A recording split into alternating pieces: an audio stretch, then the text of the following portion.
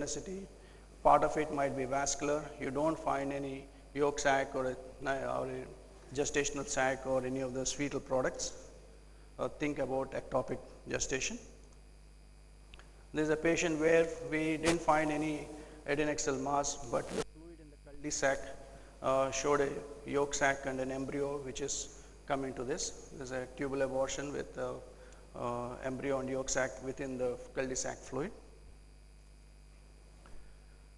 Many times we also find as an adnexal, non-specific adnexal mass, as I have told you, a large adnexal mass which may or may not have vascularity, and with experience you know how a hematoma looks like. It has heterogeneous hyperechoic tissue, and when you think about either tube ovarian mass or ovarian neoplasm, most of them are vascular, and most of the time, being such a big mass, you don't find much vascularity in color Doppler. That gives us an idea that there is a large clot there and probably due to a ruptured ectopic. And hemoperitoneum is shown as fluid in the cul-de-sac with fine level of internal echoes. As you gain experience, you know that this is definitely hemoperitoneum. And when you have a doubt of hemoperitoneum, previously used to do cultosynthesis, now you can use an MR, you do your T1 sequence and you find hyperintense fluid which is consistent with hemorrhage. Has color Doppler added a little bit to make things more sensitive. In case of gestational sac, you find this peridistial a lot of color flow, which you don't find in a pseudogestational sac. Can we differentiate a corpus luteum from an ectopic? I don't think in a clinical sense it's very difficult to differentiate both of them. They both have this ring of fire or highly vascularized tissue around them, and they have low resistance flow, both of them. So it's very difficult to differentiate between them unless you find an ectopic beside an ovary containing a corpus luteum. That's how we can differentiate between them. And a clot versus a chorionic tissue, a clot does not have any vascularity as compared to a live chorionic tissue which is hypervascular. And when we start doing the Doppler searching for the ectopic, what we try to do is see which side of the adnexa has a higher flow. The one which is having a corpus luteum and the ectopic, the adnexal vessels are much more prominent. They have more vascularity and low resistance. But unfortunately, majority of the ectopics also occur on the side where the corpus luteum is. So this sign may not be so useful clinically. The many differential diagnosis for an adnexal mass, the most commonest which we find and difficult to distinguish is a corpus luteal cyst. And corpus luteal cyst can present as two main morphological patterns, whereas an ill-defined cyst with hypervascularity here, or a well-defined cystic lesion with hypervascularity, as compared to an ectopic which is uniformly thick and hyperechoic rim which is hypervascular. But sometimes it's very difficult to distinguish between them on sonography. Let's go and see other sites of unusual sites of implantation. In about 5% of patients, this can occur in the cornea or cervix or in the Caesarean scar, sometimes in the ovary or extrauterine in the abdomen or heterotopic pregnancy. So in a corneal pregnancy, what you see is an empty uterine sac, and a sac which is in cornea and 1 centimeter lateral to the most lateral part of the uterine cavity, and it is surrounded by a thin myometrial mantle, and color Doppler shows a highly vascularized decidual flow, peridistial flow. And always think corneal pregnancy or increased incidence of heterotopic pregnancy, and local injection of potassium chloride and methotrexate is the method of choice to treat these patients. Here you can see another corneal pregnancy. This is the endometrial stripe here, separated by a small mantle of tissue, and this is a gestational sac which shows increased peridistial flow. On a 3D C plane, you can see the endometrium and the corneal pregnancy. Cervical pregnancy, again you see that there is no sac inside the endometrial canal. The implantation is always below the internal os, and if you see it closely, the internal os will be closed, and there will be a lot of peritracheoplastic flow showing that this is a live pregnancy and is not in the process of abortion going through the cervical canal. And local or systemic injection of methotrexate is the treatment of choice in this patient. Similarly, ectopic scan implant on the scar site, and with increasing ART, we are seeing heterotopic pregnancy. We have seen a couple of these cases in this year. This is a patient who has come with a live pregnancy within the uterus with a heart rate, and there is a right adnexal ectopic again with a live fetus. There's another patient of heterotopic pregnancy where you see a fetus within the endometrial canal and a right adnexal ectopic with a yolk sac. Ovarian ectopics are very rare. What you have to find the trophoblastic tissue within the uterine, the ovarian tissue. And how do you distinguish it? When you put a probe pressure and try to move the ovary up, the ectopic also moves along with the ovary. That's how when we can tell it's a ovarian pregnancy. But most of the time it comes in histology that it's an ovarian ectopic.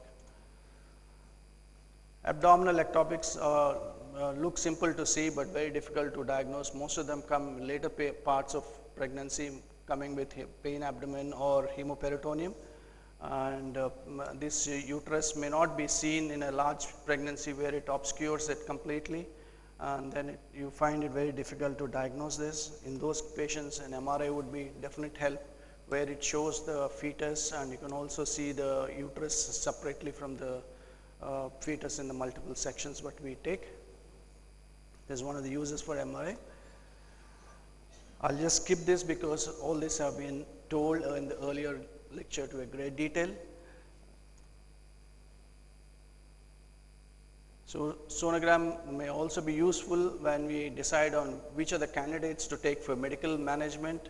So the criteria for selecting a patient for medical management with methotrexate is there should be no viable pregnancy either in the uterus or in the tube, and there should be no sign of rupture or hemoperitoneum, and the adnexal mass should be 4 centimeters or smaller, and BHCG levels below 10,000 international units. And we can also use sonography for follow-up of this patient to see regression in the size of these lesions. Ultrasound guided procedures used to be done maybe a decade back, but now most of the patients undergo systemic chemotherapy or laparoscopic procedures. These are recommended in asymptomatic patients with low BHCG levels and a tube diameter of 2 centimeters, unruptured ectopics without fetal cardiac activity. But these are more useful in patients with cornual, cervical, scar or heterotopic pregnancies. These are the methods of choice where we inject 25 milligrams of methotrexate within the canal or into the chorionic tissue, which is actively active by seeing the color Doppler flow into that tissue. Just a short note of where MRI can be useful in ectopic pregnancy. This is a unmarried girl who has come with abdominal pain, and when we did the ultrasound there was a mass there, and we wanted to categorize that mass on the MRI sequence on T1, which showed a hemorrhage within the pelvis. The cause for hemorrhage was not known. One of the causes for hemorrhage in the pelvis in a marriageable, reproductive age group would be a ruptured ectopic, and when we did the urine pregnancy test it was positive. It was a ruptured ectopic pregnancy. Similarly, there is another patient with already had a tubal ligation before, come with a large mass, which we thought it was a complex tube ovarian mass or a ovarian mass. Didn't find much color flow signals on color Doppler, and we suspected some hematoma within the pelvis. I did an MRI with in T1 weighted sequence, shows a lot of blood within it. It shows a hematoma within the pelvis, and a UPT was positive within her. So the take home points are, as I've showed you that last two cases, always suspect ectopic pregnancy in a patient coming with abdominal pain in reproductive age group, whether married, unmarried, had a tubal surgery before. So you always suspect. Suspicion is the key. Unless you suspect, you cannot diagnose and you tend to miss. Transvaginal sonogram is a modality of choice And when you have a HCG level of greater than 1500 and you don't find an intrauterine pregnancy, always think about ectopic pregnancy. And always remember that negative pregnancy test does not mean that there is no ectopic. The ectopic can still be there, and transvaginal sonogram is the diagnostic test of choice. And when we see a gestational sac or embryo or yolk sac, and that is the diagnostic point there. And ectopic pregnancy is still the leading cause of pregnancy related death in first trimester of pregnancy, and this is preventable if you suspect and do a careful scan. Thank you very much.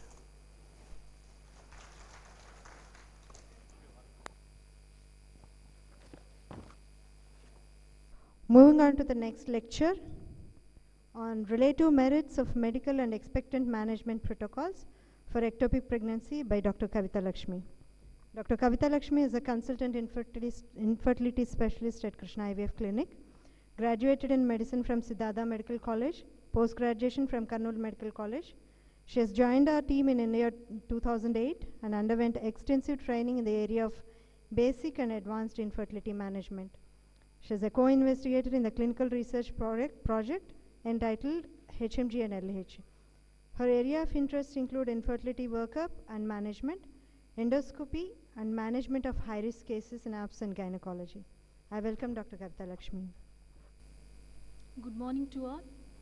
First of all, I thank Dr. Ramaraju sir for giving me this opportunity and for his guidance. My topic is expectant and medical management of ectopic pregnancy. At the beginning of 20th century, ectopic pregnancy diagnosed mostly in the symptomatic patients, and only treatment modality was laparotomy and salpingectomy. From 1970s, with the evolution of the laparoscopic technique, treatment options changed to laparoscopic salpingectomy and salpingostomy. From 1980s, advances in the early diagnosis of the ectopic pregnancy with high resolution ultrasonography and highly sensitive hormonal assays and high index of suspicion facilitated the introduction of medical therapy. Tanaka and colleagues were first to introduce the systemic methotrexate in 1982. Expectant management may be considered in women with low and declining serum HCG levels. I would like to cover my topic under the following headings: expectant management of ectopic pregnancy, selection criteria for medical management, methotrexate regimens, surveillance after methotrexate therapy, patient counseling and education concerning the side effects of methotrexate, and fertility outcome after the treatment. Coming to the expectant management, it is watchful waiting or close monitoring instead of giving an immediate treatment. Why we prefer is 70% of the cases with the declining HCG levels, they resolve without any intervention. Selection of the patient is the most important for the expectant management to prevent the complications. The patient must be compliant, hemodynamically stable with no signs of impending or ongoing rupture, and ultrasound showing no gestational sac, that is pregnancy of unknown location or extrauterine mass suspicious of ectopic, and low and declining HCG levels. During the follow-up period, at least 3 HCG measurements every 48 hours to confirm that it was declining, and then weekly until undetectable should be done. Be aware, tubal rupture can occur even in women with low and declining HCG levels. When to stop the expectant management? When there is increase in the abdominal pain, or the lady becomes hemodynamically unstable, or with the rising HCG levels, we have to stop that expectant management and go for either medical or surgical management. But in some group of women with a slow declining or plateaued HCG levels and asymptomatic, then we can continue the expectant management or we can go for methotrexate. Coming to the medical management, a person is said to be a good candidate when he is hemodynamically stable with the low HCG levels, that is less than 5000 milli-international units, and unruptured ectopic mass less than 3.5 centimeters with no cardiac activity, and certainty that there is no intrauterine pregnancy and no sensitivity or contraindications to the methotrexate. A patient is said to be poor when high HCG levels, that is more than 5000 milli-international units, and a large mass more than 3.5 centimeters with cardiac activity and significant abdominal pain, and intrauterine pregnancy has not been ruled out, and doubtful compliance. In this group of the patients, there is more failure rate in the medical management. Medical management is absolutely contraindicated when a patient is hemodynamically unstable, suspected ruptured ectopic, or sensitivity to methotrexate, intrauterine pregnancy, breastfeeding, and contraindications to the methotrexate like active pulmonary disease, renal disease, chronic liver disease, and pre-existing blood dyscrasias, peptic ulcer disease, and immunodeficiency. Pre-treatment laboratory evaluation should be done to rule out the contraindications to the methotrexate and to prevent RH immunization and to get a baseline HCG levels to monitor the methotrexate therapy. Coming to the methotrexate regimens, there are 3 regimens. They are the single dose, multi-dose, and double dose regimens. In all the 3 regimens, the dosage of the methotrexate is same, that is 1 mg per kg body weight or 50 mg per meter square, and multi-dose needs folinic acid rescue, and single dose and double dose doesn't require the folinic acid even if you use 2 or 3 doses. Coming to the multi-dose regimen, methotrexate 1 mg per kg and leucovorin 0.1 mg per kg body weight, and alternate daily doses of each is given, and HCG measurements are taken on 0, 1, 3 and 5, 7 days. Then treatment is said to be success when the HCG decline is more than 15% from the previous value, and second, third dose or fourth doses should be given if the HCG doesn't decline 15% from the previous value, and maximum of 4 doses can be given. In single dose regimen, methotrexate is given on day 0 and HCG measurements are taken on 0, 4 and 7, and if HCG declines more than 15% between day 4 and day 7, the treatment is said to be success, and second dose should be given on day 7 if HCG doesn't decline 15%. In 2-dose protocol, methotrexate is given on day 0 and day 4, and HCG measurements are taken on 0, 4 and 7, and treatment is said to be success when the HCG declines more than 15% between day 4 and day 7, and the third dose or second course can be given on day 7 if HCG doesn't decline by 15%. Multi-dose regimen is more effective and it has less failure rates than the single dose and 2-dose regimens. But we prefer going single dose as it is less expensive, needs less monitoring and lesser side effects, and doesn't require the folinic acid rescue. During the therapy, we must advise the patient to avoid the intercourse and new conception until HCG is undetectable, and avoid pelvic examination to prevent tubal rupture, avoid sun exposure to limit the methotrexate dermatitis, avoid foods and vitamins containing the folic acid, and avoid NSAIDs to prevent myelodepression and gastrointestinal toxicity. Coming to the side effects of the methotrexate, methotrexate mainly acts on the actively proliferating cells. That is, the systems which had high turnover of the cells gets affected, and they are the dermatological, hematological, and respiratory and gastrointestinal systems, but the side effects are mild and self-limited as we use only smaller doses in the management of the ectopic pregnancy. Most common are nausea, vomiting, diarrhea, and stomatitis, and severe side effects like severe neutropenia, interstitial pneumonitis are rare. 30% of the side effects are seen with the single dose regimen and 40% side effects with double multi-dose regimen. Coming to the treatment side effects, after giving methotrexate on day 0, we commonly observe there is rise in the HCG levels up to the day 4 and then they start declining. It is due to the continued production from the syncytial trophoblast, despite there is cessation of the production from the cytotrophoblast. Patient may complain of vaginal bleeding or spotting and mild abdominal pain of short duration between day 3 and day 7 due to the tubal abortion or tubal hematoma formation and tubal distension may be seen, but severe abdominal pain needs ultrasound evaluation to rule out the rupture. And slight increase in the abdominal girth may be seen due to tubal abortion. To assess the fertility after the ectopic pregnancy, a large multi-center randomized trial was done in France from 2005 to 2009. It is called the Demeter trial. In this trial, they divided the women with ectopic pregnancy into two groups according to the Fernandez score. Fernandez score includes 6 items. They are the gestational age, HCG levels, progesterone levels, tubal hematoma, hematosalpinx, and peritoneal fluid. These 6 items, they reflect the activity of the ectopic pregnancy, and each item is given the scoring 1, 2, 3. When the score is less than 13, the ectopic pregnancy is considered to be not very active and it is less likely to cause rupture. And if it is more than 13, ectopic pregnancy is said to be more active and it is more likely to cause the tubal rupture.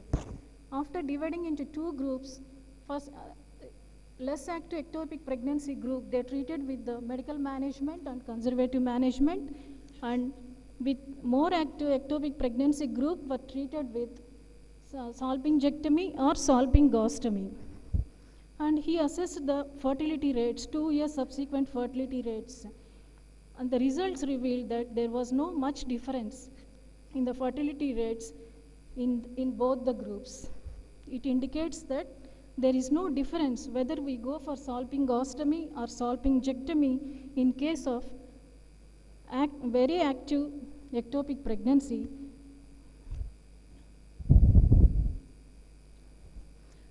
These are the graphical representation of the Kaplan-Meier graphs showing the results of the arm 1 of the Demeter trial between the conservative surgery and the medical surgery.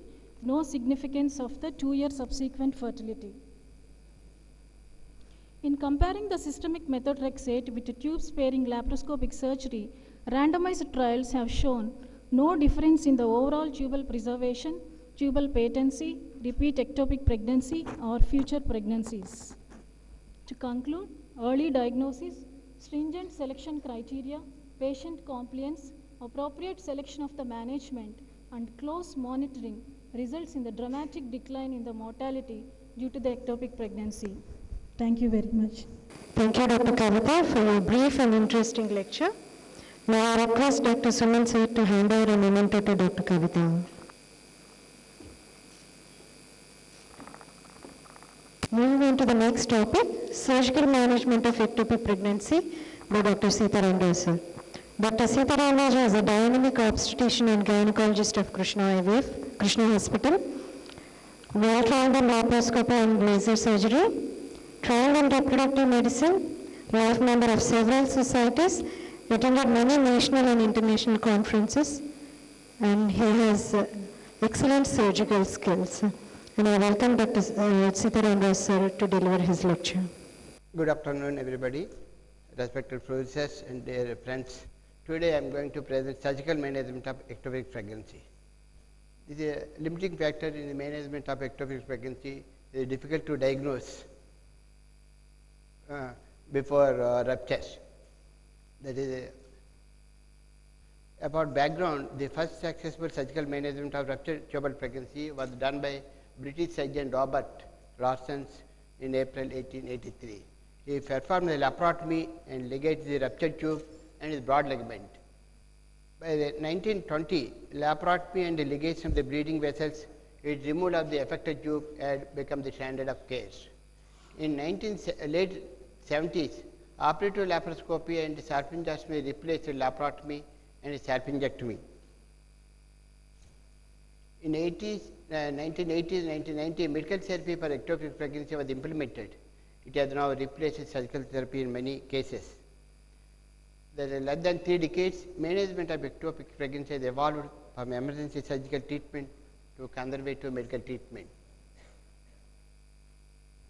These are the various techniques are available for surgical treatment of ectopic pregnancy. Salpingectomy is a conservative procedure, preserve the tube.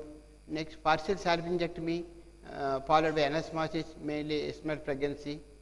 Salpingectomy in case of ruptured tube diameter more than ectopic more than 5 centimeters, I go for salpingectomy. And milking of the tube to express to the femoral end, that is mostly seen in the infant below pregnancy.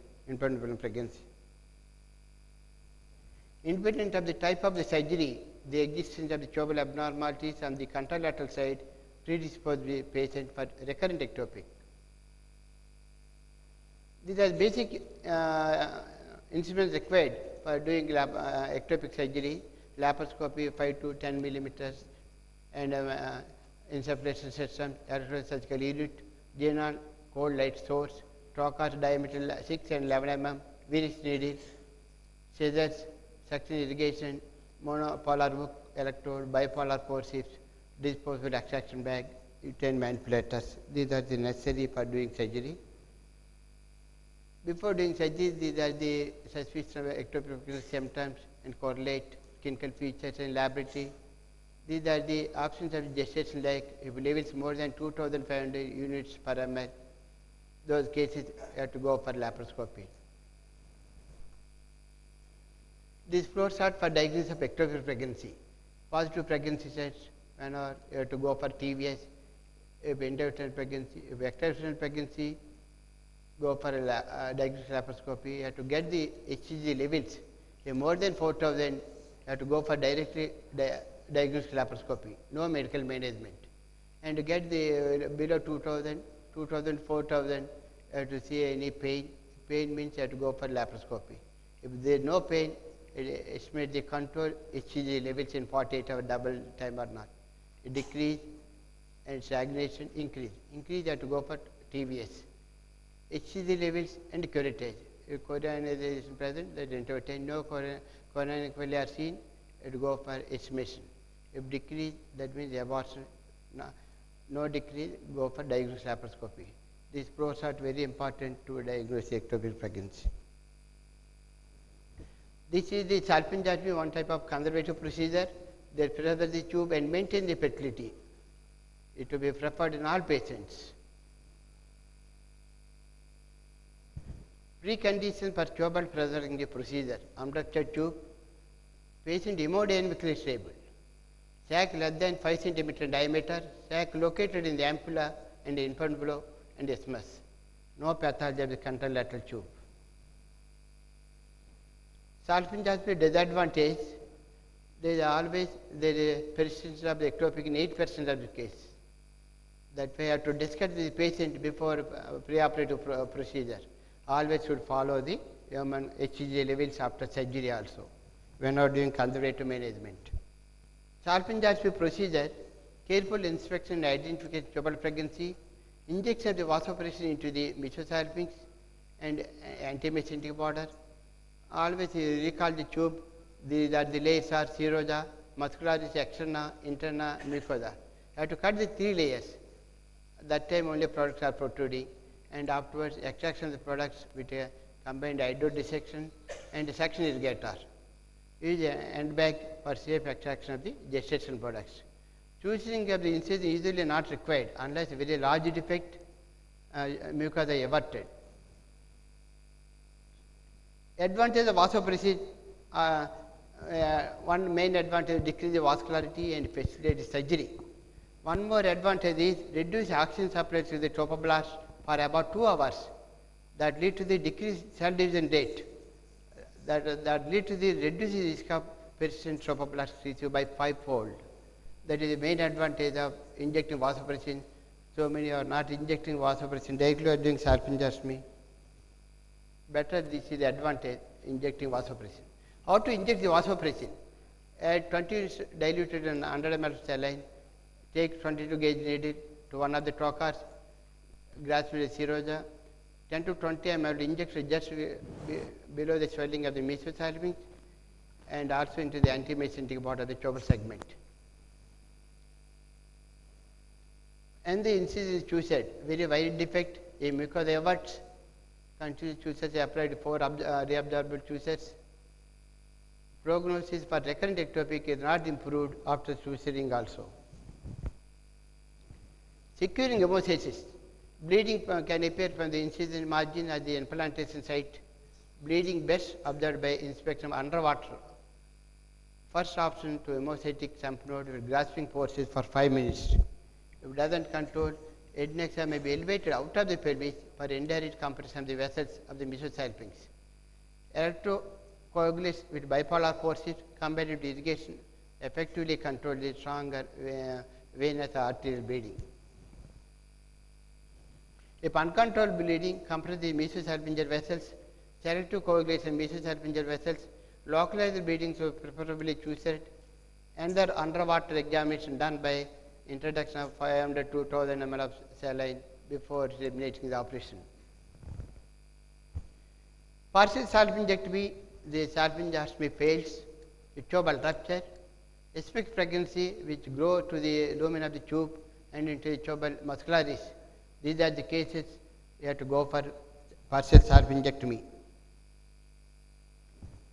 Partial salpingectomy procedure to evacuate the hemoperitorium, infiltration vasopressin into mesosalpinx, bipolar coagulation both ends of the affected tube include the mesosalpinx, resection of the affected part, separate cauterization mesosalpinx with the particular attention to the arcade, the anastomotic branch of the ovarian uterine vessels.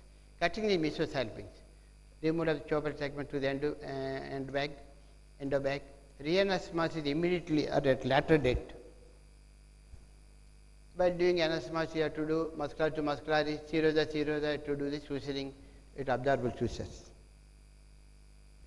Salpingectomy indicates mean no desire for future pregnancy, recurrent tubal pregnancies, that means tube already damaged due to chronic salpingitis, excitant pregnancy after failed sterilization, previously reconstructed tube, intraoperative problems like severe adhesions, iodosalpinx, tubal rupture, persistent bleeding, tubal pregnancy more than 5 centimeters in diameter.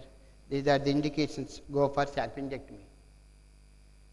The salpingectomy procedure first to coagulate the, starting from the proximal part and cutting the mesosalpinx up to the femora to remove the salpinge. This is a hemoperitorium ectopic pregnancy. This after salpingectomy site. The tube with pregnancy sac are removed from the abdomen with a 10 mm trocar. Expiration of the tubal pregnancy through the femoral end only for intraluminal ectopic which have not invaded the tubal wall.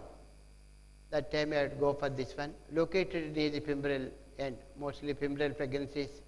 Disadvantage is high risk of recurrence in trophoblast residuals because it may not be removed completely. Post-operative examination HCG levels below the detectable level must be done twice. The choice of surgical treatment doesn't influence the post-treatment fertility. Prior risk of infertility is associated with marked reduction in fertility after treatment. Laparotomy versus laparoscopy. Laparoscopy is gold standard treatment for the hemodynamically stable patient. Ruptured ectopic does not necessarily require laparotomy, but if large clots are present, laparotomy should be considered. Reproductive outcome is similar, both treated either laparoscopy and laparotomy. Pregnancy rates are 40% identical in both, in 12% of recurrence of ectopic are seen in both radical and conservative pregnancy. These are the indications for laparotomy. Go for directly for laparotomy whenever ectopic gestation, second abdominal pregnancy, interstitial pregnancy, coronal pregnancy, cervical pregnancy. Management of ruptured ectopic hemodynamically stable patient. First go for anti-shock treatment, IV line, give Kestrelites and Polish catheter, and laparotomy. Main principle, quick in, quick out. Immediately after entering the abdomen, immediately have to clamp the bleeding area and do the salpingectomy, definitive surgery. Blood transfusion to be given. If auto transfusion, blood not available. Laparoscopy is cost effective and preferred surgical approach. Laparotomy is reserved for patients with extensive intraperitoneal bleeding, intravascular compromise, poor visualization of the pelvis at time of laparoscopy. Serial monitoring of HCG levels is very important to for success of the operation or not. Always do monitoring. Normally levels are falling 50% after 2 days of surgery, after another 50% fall after 1 week. If it doesn't fall after 2 weeks, you consider the residual trophoblastic tissue. Take home message: hemodynamic stability of the patient, size and location of the ectopic, surgeon expertise, the learning curve very important, facilities available also very important. A small clipping on the salpingostomy. To inject the vasopressin before starting that one. Nowadays available with needle and hook also the same. Already I told you advantage of vasopressin. Because our gynecologists are more busy, without doing anything, they are doing direct salpingostomy. Better go for vasopressin injection. Okay. Thank you. Thank you, sir, for your informative lecture and the video. I request Dr. Mala Sival to hand over the memento to Dr. Sitaram Raju, sir.